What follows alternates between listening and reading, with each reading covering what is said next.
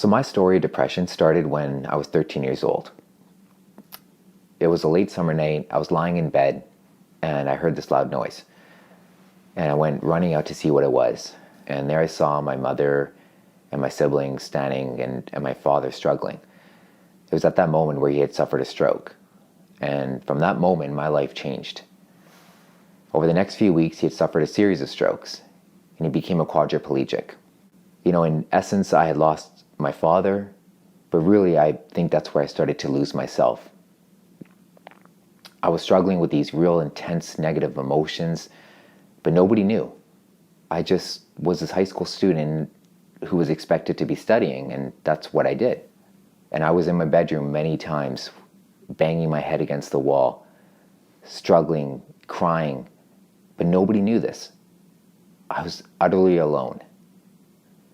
This continued all the way through high school, and then eventually even continued on into college. A lot of times these thoughts were just becoming intensified. I was really having troubles understanding how to deal with the emotions. And from there, I went on into university. I was so excited when I got in. I was thinking that my life was about to turn around. I probably needed my life to turn around at this point. But all those thoughts of excitement really completely became the opposite of that. I started to struggle with my depression in a way that had never happened before. My grades suffered. I was put on academic probation. And at this point, I was asked to leave UBC. It was amazing to see what had happened to me at this point.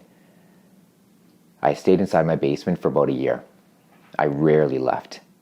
I went through the process of covering my windows with cardboard. I was in this darkness, emotionally, but even literally. I didn't see the light at the end of the tunnel. It just never appeared to me that this was ever going to end. I would hear my inner voice say things to me like, I'm stupid, I'm worthless. It would even tell me, why do I want to live? So I listened to this voice, and I tried to kill myself a few different times, and it was pretty ugly to see the thoughts that were running through my head and how I wanted to take my life. But slowly, I was able to start to get a little bit of help. And the way I started that was I started to hang around with my friends and family. It wasn't about me necessarily talking to them, but just to being around them, seeing their positive nature, seeing people laugh. It gave me a little bit of hope.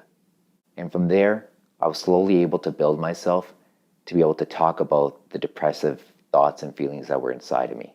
And I was able to get help from my friends, family, and eventually had seen a doctor and then even a psychologist.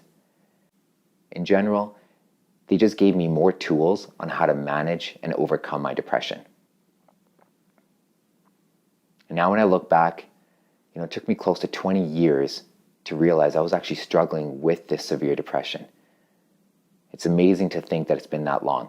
And I've learned that now I can live a life with depression, yet still be happy. And that I'm worth that.